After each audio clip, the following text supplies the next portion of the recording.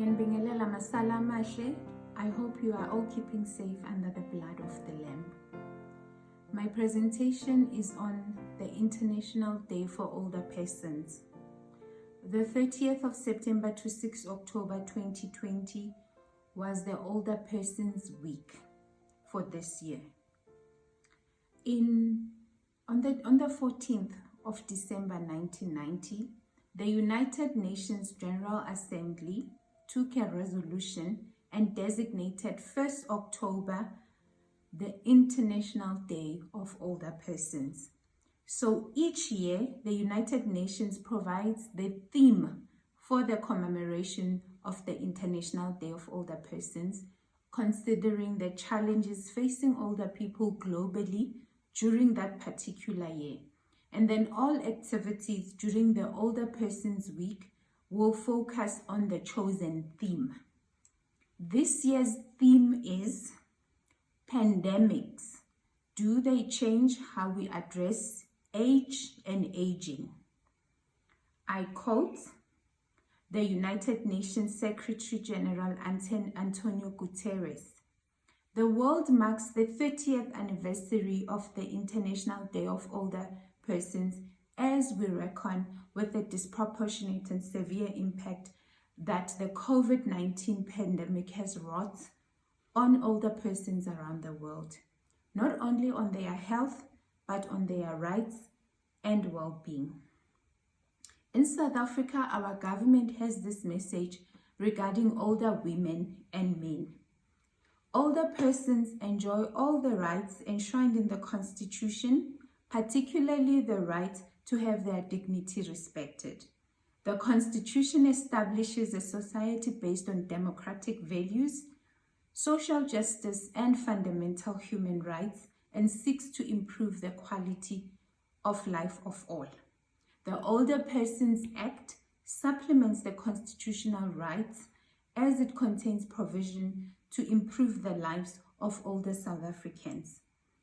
Now, a few objectives of this act are to maintain and promote the status, well-being, and safety of older persons, maintain and protect the rights of older persons, combat the abuse of older persons.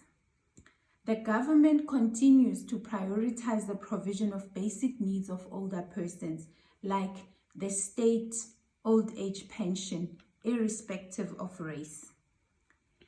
There's also provision of free essential services such as water, health, housing, and energy in various municipalities and districts for older people. The government urges that any person who feels his or her rights have been violated should approach Chapter 9 institutions such as the Office of the Public Protector and the South African Human Rights Commission, which are mandated to protect human rights and good governance. The government also calls on the youth to play a role in the development of a caring society, particularly for older persons. Society must unite and eradicate the scourge of abuse against women and children, in particularly elderly women. This year has seen an emergence of COVID-19 and it's caused upheaval across the world. Considering the high risks confronted by older persons during the outbreak of pandemics, such as COVID-19, policies and interventions must be targeted towards raising awareness of the special needs of elderly people. This year has also been recognized as the year of the nurse and midwife. So the commemorations in October, on the 1st of October, also highlighted the role of healthcare workers in contributing to the health of older persons, with special recognition of the nursing profession and a primary focus on the role of women who are relatively undervalued and in most cases inadequately compensated. This year's commemoration also promoted the decade of healthy aging, and this decade is going to run from 2020 to 2030. And here, governments across the world are encouraged to ensure healthy lives and promote well-being at all stages of life. And all countries should implement the 2030 Agenda for Sustainable Development, ensure that every human being, regardless of age, will have an opportunity to fulfill their potential and dignity and equality. Now, the composition of the world population has changed drastically in the recent decades. Between 1950 and 2010, life expectancy worldwide increased from 46 years to 60 years old.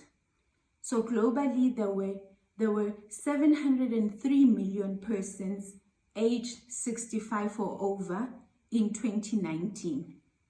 Over the next 3 decades, the number of older persons worldwide is projected to more than double, reaching more than 1.5 billion persons in 2050.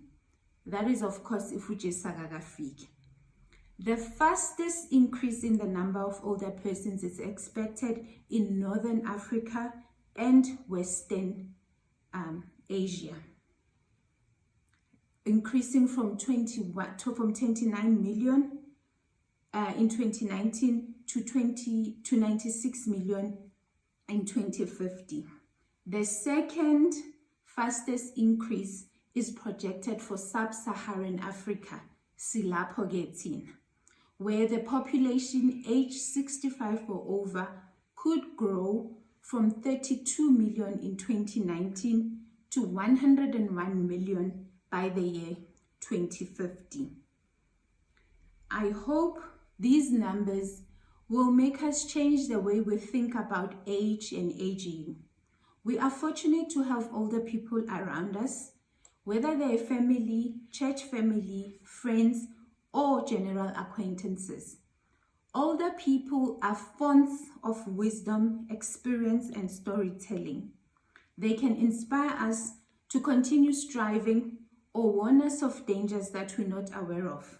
We should look to them for guidance whenever or wherever possible. Unfortunately, far too often we tend to forget, or worse, downright ignore the older people in our lives. That's one of the many reasons why the International Day of Older Persons is such a special day. Now, I'd like to briefly summarize some of the presentations and points raised in this year's presentations, which was done virtually because of COVID-19. Older people and those with underlying medical conditions are at high risk of serious illness and have borne the brunt of this terrible pandemic. Prolonged lockdown have affected those who live alone. They've been separated from their children and grandchildren, resulting in depression, anxiety in some people. Even those in old age homes have been negatively impacted. Dr. Wu notes that older people are also vulnerable to a second public health crisis, which she calls social isolation.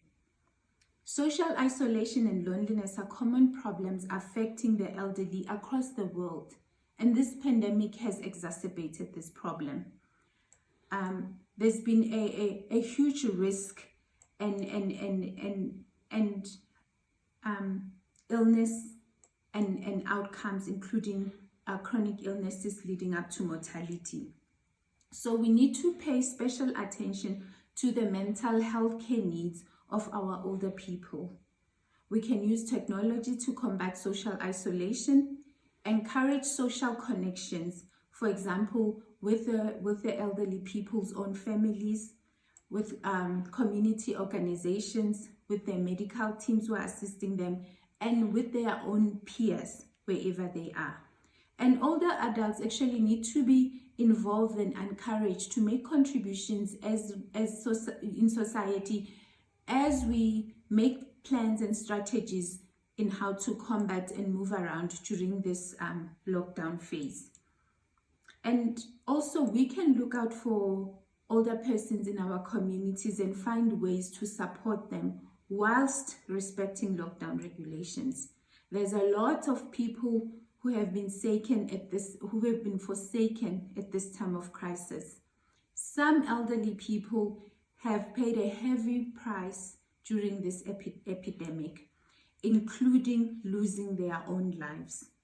The World Health Organization notes that fatality has been 5 times higher than the global average for older persons as it relates to COVID-19. And what COVID-19 has done is it's exacerbated problems that actually have been there before. For example, people with less access to healthcare are dying more than those who do have access. Also, COVID-19 has brought to the fore issues such as education and awareness or lack thereof. For example, I remember watching in the news here in SA omunye ugogo le emaplazini esho ukuthi akanayo ne-radio ne-television, let alone a cell phone. So the only time she heard of something called COVID was that day when the journalists were around the area trying to do the story and checking how people are coping and all of that. So how can we truly expect umuntu onjalo who doesn't even know what's going on to actually keep themselves safe? Remember, we are only as safe as the most vulnerable members of society. There's also a point that was raised in these presentations about an underlying age discrimination. This is in how we speak, treat, and disregard older people most times. Ageism is prevalent and sort of widely accepted to a point that we tend to not recognize it as a human rights abuse issues. For example, how many companies there are not hiring older people just because they say they're old? Also, some older people themselves are scared of even being referred to as the elderly. So there is an undervaluing of older people generally. And this lady also sadly notes that as the countries recover from the pandemic, older people may continue to face different forms of ageism. For example, she says the older workers may become targets of retrenchment given the economic crisis. If we recognize that access to testing, PPEs, and medical treatment has sometimes been deprioritized in some countries for the older people during this pandemic, it is not hard then to imagine that older people may actually find it difficult to access, for example, vaccines when they become available. Ngathi kugijinyiswa ukuthi kutreatwe special abantu abayang nje kuphela. She adds that we need to push for human rights of older persons and address areas of the Millennium Development Goals to include older people.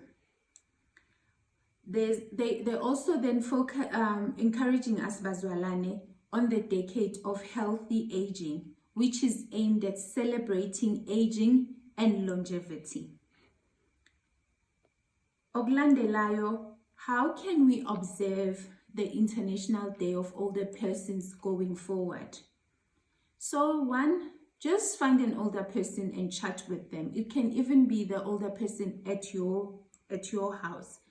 You'll be surprised how much you can learn about your family history, ugogo or umkhulu themselves, and how much you can learn about yourselves and your roots and where you come from.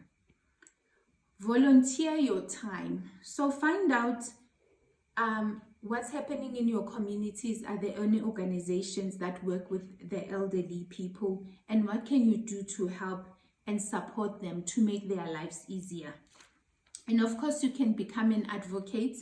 The United Nations is always encouraging people to get into advocacy and find causes like this that they can pursue. And then the reasons we need to embrace aging are: the world is getting much older. Like I mentioned all the stats before about where we're heading towards in 2050.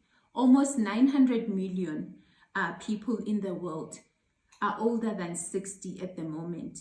And by 2050, we're looking at about 2 billion people.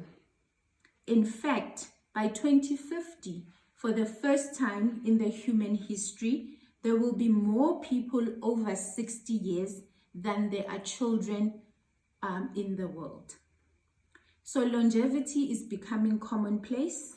Like I said, life expectancy has increased from 46 years to 68 years between 1950 and 2010. And this is expected to increase to 81 years of age by the end of the century. Happiness apparently increases with age.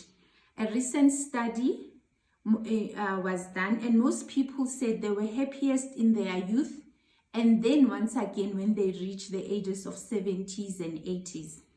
And most people said They reported the least amount of happiness in life during the middle age. Now, why is this International Day of Older People important? It's because older people deserve our respect and attention.